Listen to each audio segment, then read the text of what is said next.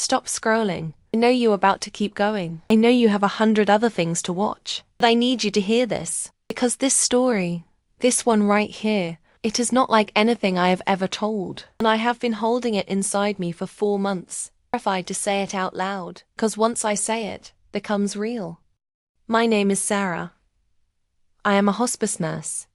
And one Tuesday morning I walked into a patient's room to introduce myself, routine, nothing unusual, and I looked at the dying man in the bed. And I saw my own nose on his face.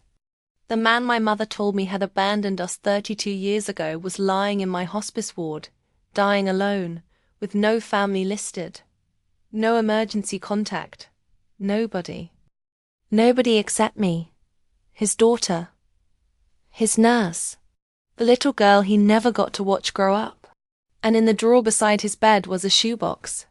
Inside that shoebox were 32 years of birthday cards. Every single year, all stamped in red ink with the same 2 words, return to sender. He had never stopped writing. Not once. Not in 32 years. Stay with me. Because what I am about to tell you is going to change the way you think about the people you have given up on. And the people you believe gave up on you. This is the hardest thing I have ever shared. And I'm sharing it because someone watching this right now needs to hear it before it is too late for them. Let me take you back to the beginning. I have kept this story inside me for 4 months now.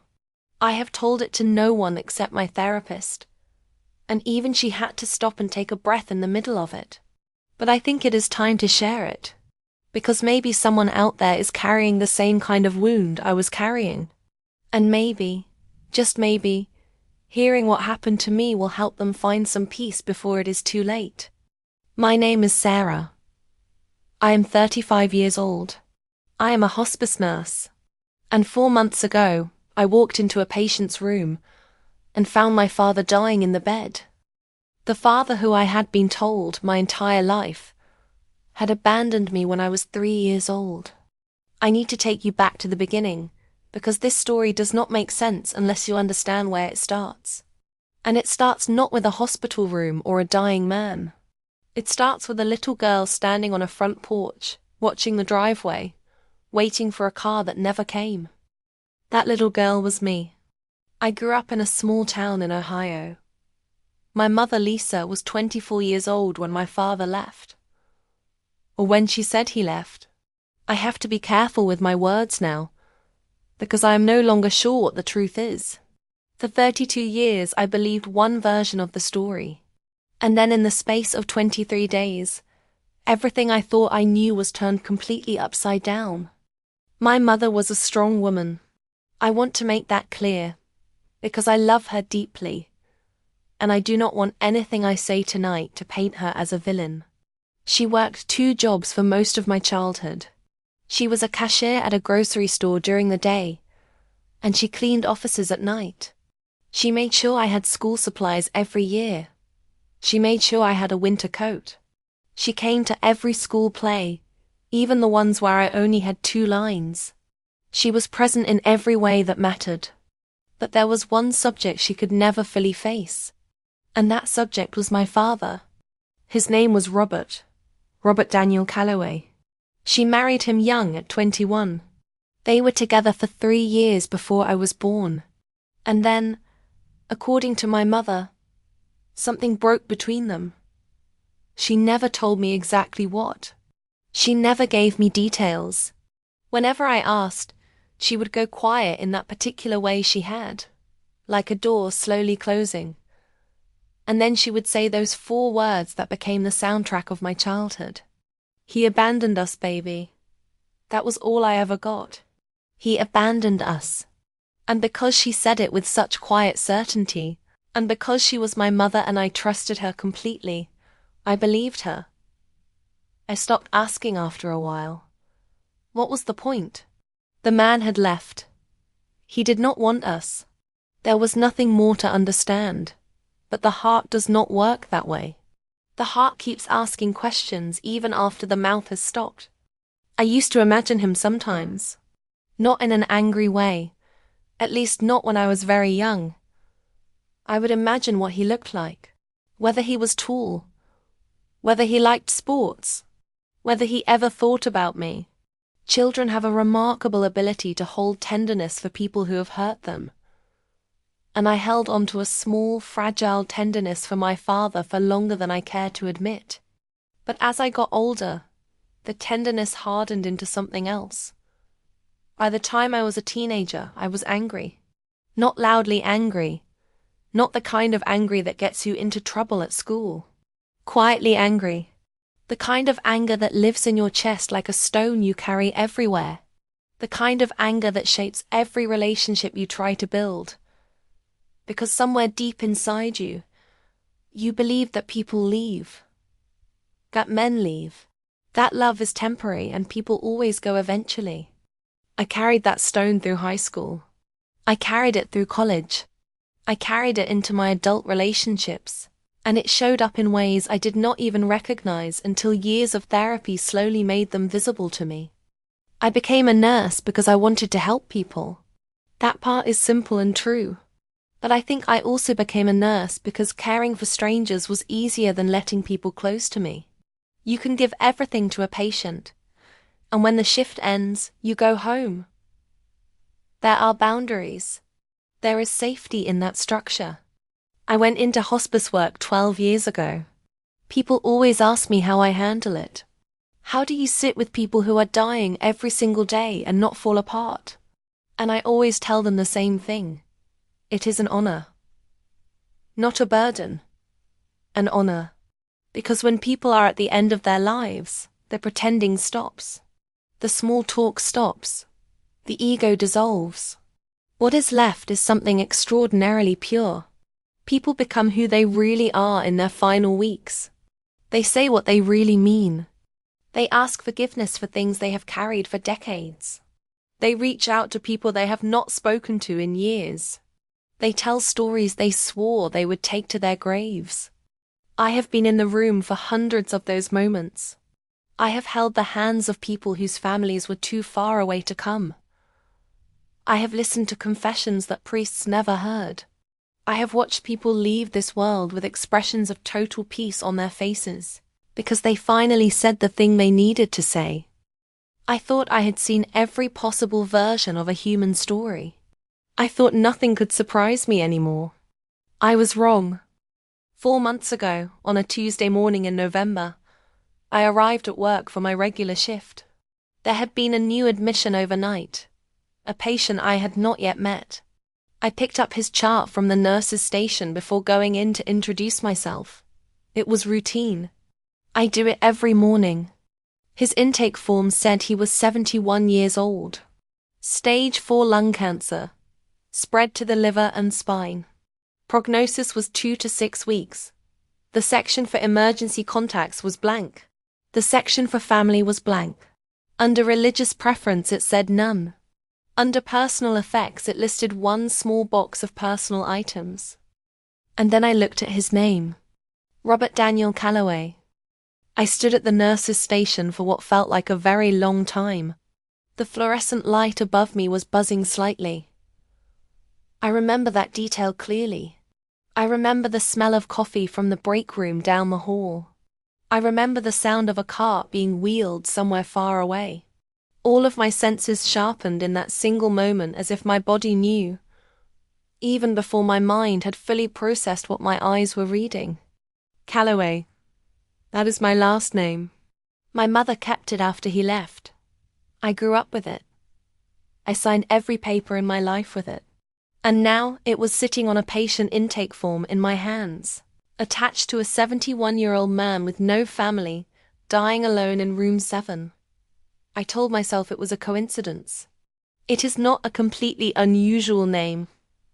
It could be someone entirely unrelated. I told myself to calm down and be professional, and go in and do my job. So I went in. He was lying in the bed facing the window. The morning light was coming in grey and pale. He was thin in the way that terminal patients are thin, as if the illness had been slowly borrowing from him for years. His hair was white.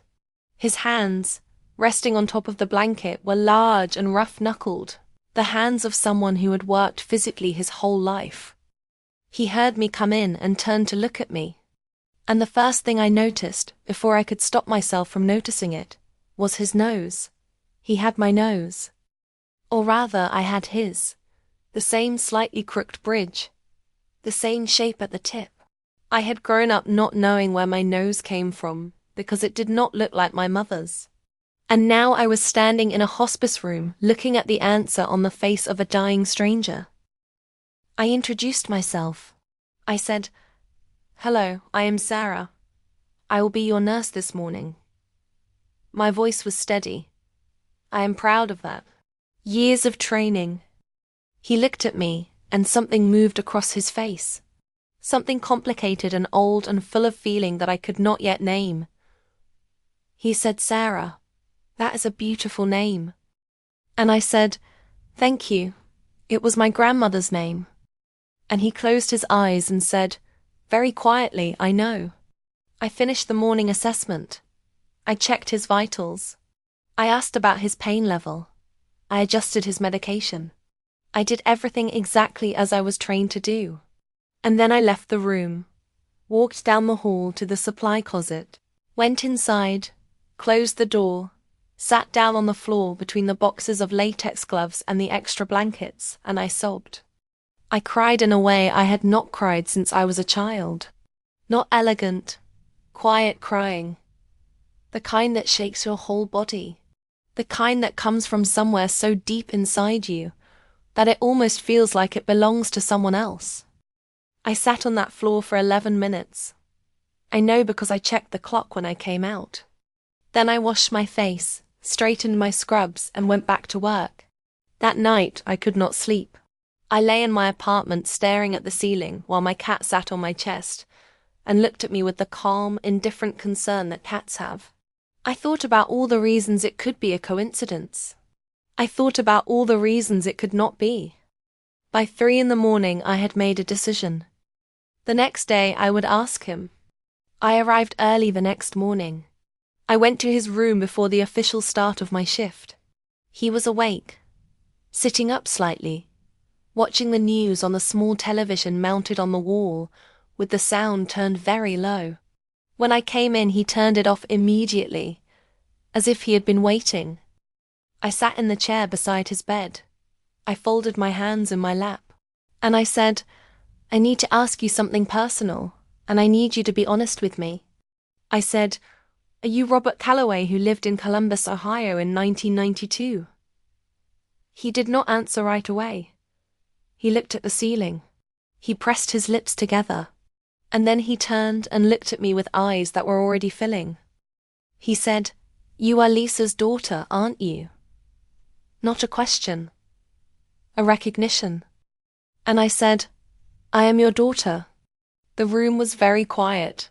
Outside in the hallway I could hear the normal sounds of the ward, the soft squeak of shoes on the floor, the distant murmur of voices, the faint beeping of a monitor somewhere.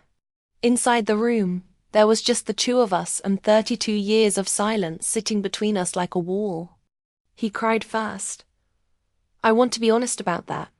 This 71-year-old man, who had come to this hospice alone with no family listed and a single box of personal belongings, put his face in his rough carpenter's hands and wept. And then he said something I was not prepared for.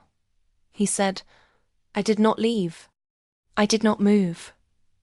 I did not speak. I waited." He said, "Your mother asked me to go." He said there had been someone else in her life, someone she had met, and she had told him it was over between them, and that he needed to leave. He said he had been devastated. He said he had not wanted to go. He said he had begged her to let him stay involved in my life, to let him at least see me, and she had said no. He said he had hired a lawyer, but he could not afford to fight a custody battle properly. And eventually the lawyer told him that the best thing for a young child is stability, and that the courts would likely side with the mother. He said he had written letters. He said that word, letters, and stopped. Then he reached over to the bedside cabinet.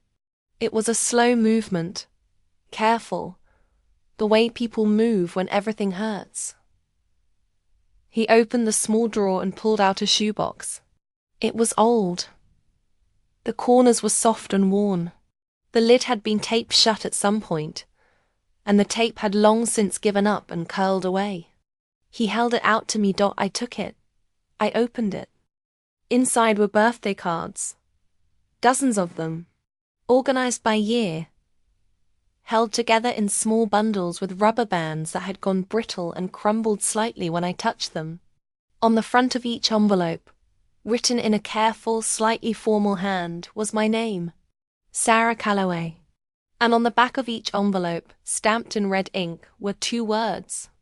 Return to sender. 32 years of birthday cards. Every single year without exception. From the year I turned 4 all the way to the year I turned 35. Returned. Unopened. Sent back to him like a rejection so complete. It did not even require an explanation. I do not remember exactly what I said in that moment. I think I did not say anything. I think I just sat there holding this box of returned envelopes, while the man in the bed watched me with the expression of someone who has been holding a very heavy thing for a very long time, and is finally, carefully, setting it down. That evening I went home and I opened every single card. I started from the beginning. From the ones sent when I was 4 and 5 and 6 years old.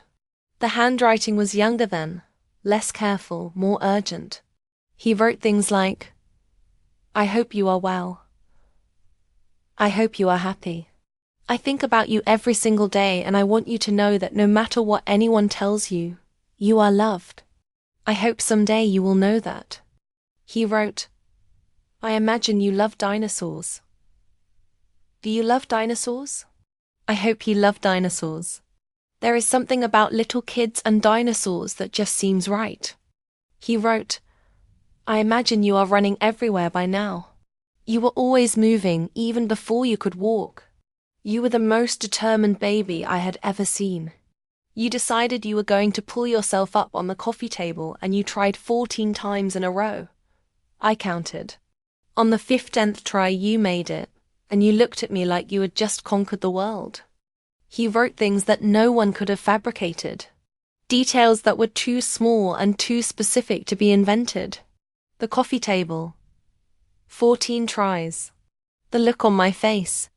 As the years went on, the cards changed. They became quieter, more resigned, less narrative and more simple. By the time I was in my 20s, the cards said things like, I hope this year is a good one for you. I hope you are surrounded by people who love you. I hope you know somewhere deep inside you that you have a father who never forgot you.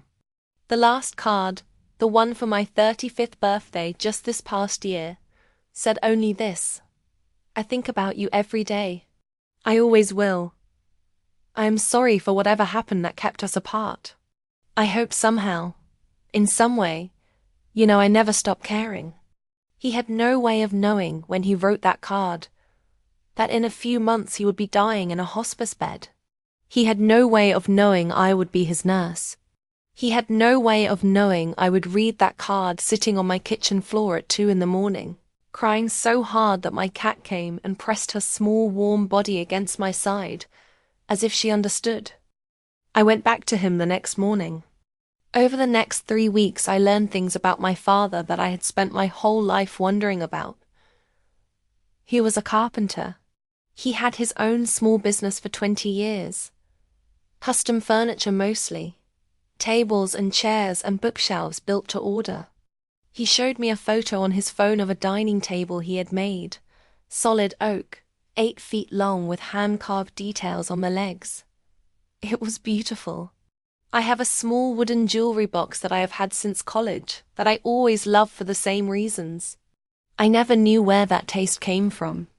He had a dog for 14 years, a golden retriever named Biscuit, who had died 3 years ago, and who he clearly still missed with a grief that was entirely disproportionate and completely understandable.